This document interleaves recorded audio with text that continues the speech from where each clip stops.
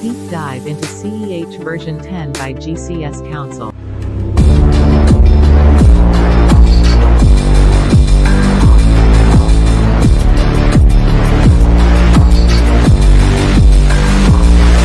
Social engineering techniques.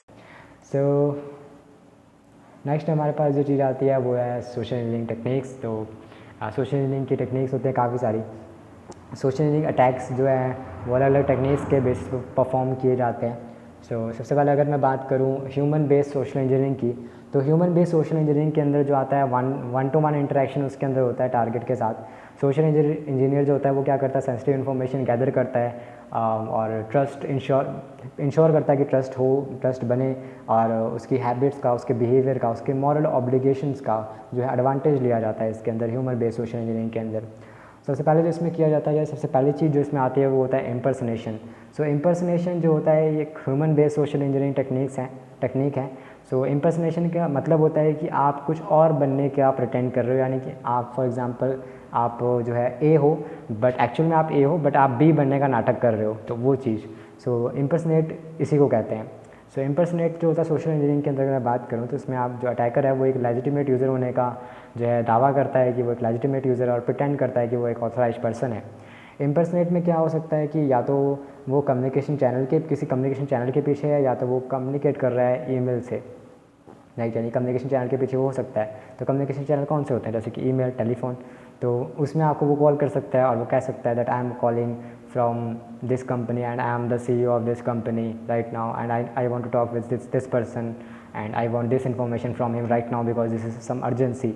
इस तरीके से वो कॉल कर सकता है कि मुझे कुछ अर्जेंट है या फिर मुझे ये चाहिए, राइट, इस कुछ इस तरीके से। तो इसमें होता है क्या कि इम्पर्सनेट किया जाता है बेसिकली। और ये जो पर्सनल इम्पर्सनेटिंग है इससे जो आइडेंटिटी थेफ्ट हो सकता है, राइट, और ये किया जा सकता है मतलब आइडेंटिटी थेफ्ट करके। आइडेंटिटी थेफ्ट क्या होता है कि बेसिकली जो भी आइडेंटिटी किसी पर्सन की उसे सेम हूबहू, या तो उसके अगर मैं कॉल पे बात कर रहा हूँ तो मैं बेसिकली उसके अंदाज को कॉपी करूँगा कि वो कैसे बात करता है, या मैं उसके साउंड को कॉपी कर लूँगा। ये टेक्नोलॉजी आ चुकी है, राइट, कि आप उसके साउंड को कॉपी कर सकते हो और उसे उसी तरीके से बना सकते हो, राइट।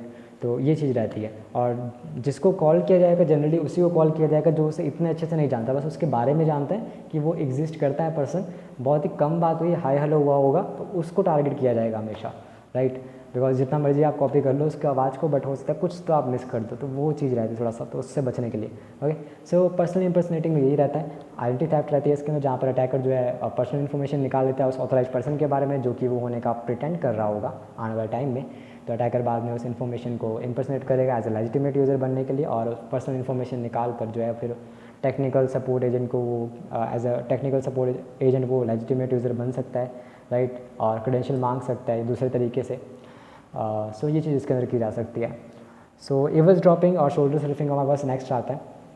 एवज ड्रॉपिंग टेक्निक के अंदर क्या किया जाता है कि जो अटैकर है वो इन्फॉर्मेशन को रिवील करता है बेसिकली कन्वर्जेशन को लिसन करके, और इसमें क्या होगा कि जो भी कन्वर्जेशन रहेगी, जो कन्वर्जेशन की लिसनिंग रहेगी उसके अंदर ये चीज़ रहती है, राइट। मतलब इसके अंदर सिर्फ लिसनिंग नहीं होती और भी बहुत सारी चीज़ें होती हैं इसके अंदर, जैसे कि रीडिंग भी होती है, और सोर्स ऑफ इन्फॉर्मेशन को बिना नोटिफाई हुए अगर आप निकाल रहे हो तो आप शोल्डर सर्फिंग कर रहे हो, आप एवर्स ड्रॉपिंग कर रहे हो। इसी को शोल्डर सर्फिंग और एवर्स ड्रॉपिंग कहते हैं, यानी कि यूज़र को या फिर जो आपका टारगेट है उसको पता ही नहीं चला कि आपने वो इन्फॉर्मेशन ले ली। फॉर एग्जाम्पल आप लोग पार्टी में हो तो वहाँ पर आप लोग बात कर रहे हो और जो आपका टारगेट है वो भी किसी से बात कर रहा है, तो आप जो है आपका ध्यान उधर है, यानी कि आप वहाँ देख नहीं रहे बट आप सुन रहे हो उसको, तो वो भी जो है एवर्स ड्रॉपिंग के अंदर आता है।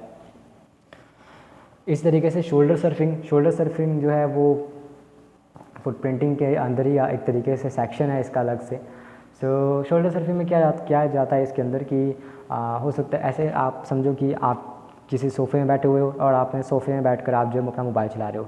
अब मोबाइल चलाने के लिए आपने मोबाइल उठाया और आपने जो है अपना लॉक अनलॉक किया, आपने उसमें पासवर्ड डाला, लेट्स से 1 2 3 4, राइट, आपने एंटर किया पिन लॉक और एंटर हो गया मोबाइल के अंदर।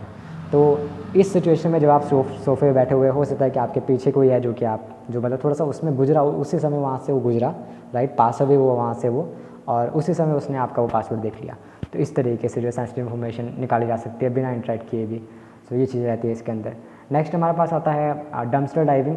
तो डंपस्टर डाइविंग में क्या होता है कि जो भी ट्रैश होता है, राइट, जो भी ट्रैश होगा उसमें से ट्रेजर ढूंढा जाएगा, उसमें से खजाना ढूंढा जाता है एक तरीके से। ये काफ़ी पुरानी तरीका है जिसको इस्तेमाल किया जा सकता है। सो होगा क्या कि जैसे प्रिंटर ट्रैश होते हैं या यूज़र डेस्क में पड़े हुए होते हैं, कंपनीज़ के ट्रैश होते हैं, तो उसमें काफ़ी आपको फ़ोन बिल्स मिल जाएंगे, कॉन्टैक्ट की information, financial information, source codes और बाकी का काफ़ी सारा हेल्पफुल मटेरियल आपको वहाँ से मिल सकता है। तो वो डंपस्टर डाइविंग आप लोग इस्तेमाल कर सकते हो। अगला हमारे पास आता है reverse social engineering. Reverse social engineering में क्या होता है कि जो भी अटैकर है उसको इंटरेक्शन की ज़रूरत पड़ती है, राइट, विक्टिम के साथ, जहाँ पर अटैकर जो है वो टारगेट को कन्विंस करता है कि वो किसी प्रॉब्लम में है या उसे कोई इशू आने वाला है फ्यूचर में चलकर, तो जो विक्टिम है वो कन्विंस हो जाता है और फिर वो इन्फॉर्मेशन जो भी अटैकर को चाहिए वो दे देता है। रिवर्स सोशल इंजीनियरिंग के अंदर हम लोग क्या करते हैं, सबसे पहले अटैकर जो है वो टारगेट के सिस्टम को डैमेज करता है और उस नॉन वल्नरेबिलिटी को आइडेंटिफाई करता है। उसके बाद जो अटैकर वो अपने आप को एडवर्टाइज़ करता है उस ऑथराइज पर्सन को कि वो उसकी प्रॉब्लम को सॉल्व कर सकता है। उसके बाद जो अटैकर एक ट्रस्ट गेन करता है टारगेट के साथ और फिर सेंसिटिव इन्फॉर्मेशन गेन कर लेता है। और जब ये सक्सेसफुल हो जाता है रिवर्स सोशल इंजीनियरिंग, तो फिर यूज़र जो है वो आगे की चीज़ें कर सकता है, राइट। सो यूज़र जो है उसने अटैकर की मदद कर दी अब इस तरीके से। तो इस केस में जो है यूज़र ही हमें सब कुछ बता रहा है, अपनी मर्ज़ी से बता रहा है, अपने कंसेंट से बता रहा होता है। नेक्स्ट हमारे पास आता है पिगी बैगिंग या टेल गेटिंग। पिगी बैगिंग या फिर टेल गेटिंग एक सिमिलर टेक्निक है और इसके अंदर क्या किया जाता है कि जो अनऑथराइज पर्सन है वो वेट करता है ऑथराइज पर्सन के लिए ताकि वो गेट मतलब एंट्री ले सके रिस्ट्रिक्टेड एरिया के अंदर, जिसे हम लोग जहाँ पर हम बात करते हैं टेल गेटिंग की, एक ऐसी टेक्निक जो वहाँ पर अनऑथराइज पर्सन जो है वेट कर रहा होता है ऑथराइज पर्सन का। तो फॉर एग्जांपल अगर बात करूँ फेक आईडी, तो फेक आईडी इस्तेमाल की जा सकती है, या फिर जब चेक पॉइंट आता है तो उस चेक पॉइंट के साथ साथ, जैसे फॉर एग्जांपल वो ऑथराइज पर्सन है तो वहाँ पर चेक पॉइंट है तो आप उसी पर्सन के साथ बात करते करते उसमें जा सकते हो। तो ये चीज़ें रहती हैं आप इस्तेमाल जो कर सकते हो फॉर एग्जांपल। सो नेक्स्ट हमारे पास आता है computer based social engineering. Computer based social engineering के अंदर क्या किया जाता है, ये बेसिकली पॉपअप विंडोज़ आती हैं जिसमें आपने देखा होगा लॉगिन क्रेडेंशियल्स मांगते हैं, इंटरनेट मैसेजिंग रहता है, ईमेल्स रहती हैं और बाकी हॉक्स लेटर्स, चेन लेटर्स और स्पैम रहते हैं इसके अंदर। फिशिंग की अगर मैं बात करूँ तो एक ऐसी टेक्निक जिसके अंदर फेक ईमेल भेजा जा सकता है, जो कि एक लेजिटिमेट ईमेल लगेगा जो कि टारगेट होस्ट को भेजा जाएगा। उसके बाद रेसिपेंट जो होगा उस लिंक पर वो क्लिक करेगा, देन वो उसको नोटिस करेगा और उसमें इन्फॉर्मेशन प्रोवाइड करेगा। तो इसमें क्या होगा, जो रीडर होगा वो रिडायरेक्ट हो जाएगा फेक वेब पेज पर और उसके बाद जो ऑफिशियल वेबसाइट होगी वो बाद में रीअसेंबल हो जाएगी। तो यूज़र जो है सारी इन्फॉर्मेशन जो है फेक वेबसाइट में भरता है, ये समझ कर कि वो अपनी ऑफिशियल वेबसाइट पर ही सारी की सारी चीज़ें भर रहा है। अगला हमारे पास आता है स्पेयर फिशिंग। स्पेयर फिशिंग के अंदर क्या होता है कि इसमें हम लोग टारगेट पर फोकस करते हैं और टारगेट को जो है फिशिंग अटैक इंडिविजुअली किया जाता है इसके अंदर। और स्पेयर फिशिंग के अंदर जो है रिस्पॉन्स रेट अगर मैं कंपेयर करूँ रैंडम फिशिंग अटैक के तो वो ज़्यादा रहता है, बिकॉज इसमें हम लोग जो है टारगेट को फोकस कर रहे हैं और टारगेट के मतलब स्पेसिफिक टारगेट की बात कर रहे हैं। इसमें हम कोई कंपेन नहीं चला रहे फिशिंग कंपेन, राइट। तो इसी वजह से ये स्पेयर फिशिंग इसे हम कहते हैं। अगला हमारे पास आता है mobile based social engineering attack. तो मोबाइल बेस्ड की अगर मैं बात करूँ तो इसमें मलिशियस एप्लीकेशंस को पब्लिश किया जाता है एप्लीकेशन स्टोर पे, लार्ज स्केल पर वो डाउनलोड करने के लिए अवेलेबल हो जाते हैं। और ये जो मलिशियस एप्लीकेशन है नॉर्मली किसी पॉपुलर एप्लीकेशन की कॉपी ही होते हैं, ज़्यादातर देखा जाता है। फॉर एग्जांपल जो अटैकर जो है उसने एक मलिशियस एप्लीकेशन बना लिया फेसबुक के लिए, ओके। तो यूज़र जो है वो डाउनलोड मतलब ऑफिशियल एप्लीकेशन को डाउनलोड करने के बजाय वो एक्सीडेंटली या इंटेंशनली उस थर्ड पार्टी मलिशियस एप्लीकेशन को डाउनलोड कर लेता है।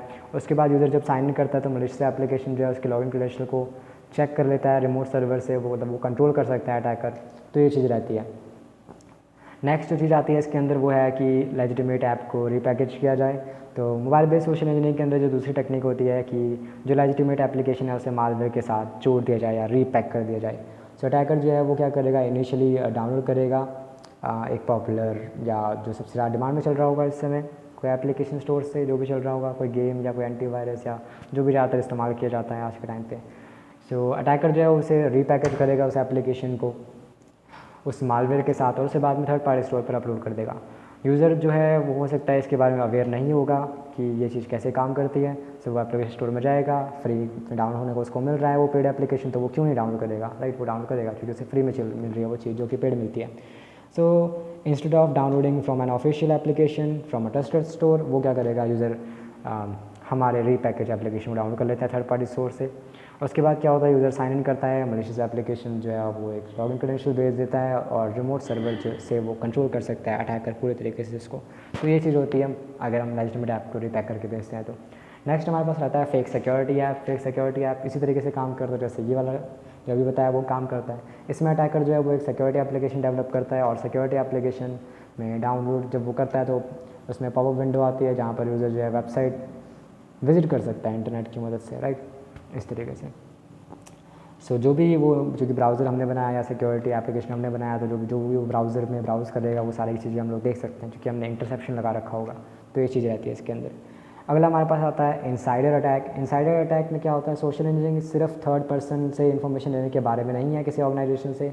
इसमें जो है इनसाइडर भी हो सकता है। इनसाइडर जो होता है वो ऑर्गेनाइजेशन के अंदर प्रिविलेज लेकर आ सकता है या फिर नहीं भी लेकर आ सकता है, जिसमें उसका मेन काम रहता है ऑर्गेनाइजेशन को स्पाई करना किसी मलिशियस इंटेंशन की वजह से। इनसाइडर अटैक क्या करता है, वो अटैक करता है अंदर से, और इनसाइडर जो है वो क्या करेगा बेसिकली कंपटीटर के द्वारा ज़्यादातर भेजे जाते हैं जो कि उसके सपोर्ट में रहते हैं, और जो भी कंपटीटर होता है वही उसको सपोर्ट करता है उस पर्सन को उस ऑर्गेनाइजेशन के अंदर, ताकि वो सेंसिटिव इन्फॉर्मेशन को रिवील कर सके और सीक्रेट्स बाद में उसे बता सके। और स्पाइंग के अलावा जो इनसाइडर है उसका ये भी हो सकता है कि इंटेंशन, मतलब ये भी हो सकता है कि वो रिवेंज लेना चाहता है, कोई बदला लेना चाहता है, इस वजह से भी हो सकता है। ज़्यादातर जो डिसग्रंटल्ड पर्सन होते हैं ऑर्गेनाइजेशन के अंदर वही ज़्यादातर कॉन्फिडेंशियल या सेंसिटिव इन्फॉर्मेशन को लीक करते हैं रिवेंज लेने के लिए। सो एक एम्प्लॉय जो है जो कि डिसकंटेंट है, जिसकी या तो बेइज्जती की गई थी या उसे धक्के मार के निकाल दिया गया था, वो क्या करेगा, वो सेटिस्फाइड नहीं होता है इस वजह से मैनेजमेंट के साथ, इस वजह से जो है फिर वो ऑर्गेनाइजेशन के साथ ऐसे हरकत करता है। सो ये हो सकता है ऑर्गेनाइजेशन के साथ डीमोशन होना या फिर डी इमोशन होना या फिर इसको टर्मिनेट कर देते हैं जब तब ऐसी चीज़ें देखने को मिलती है।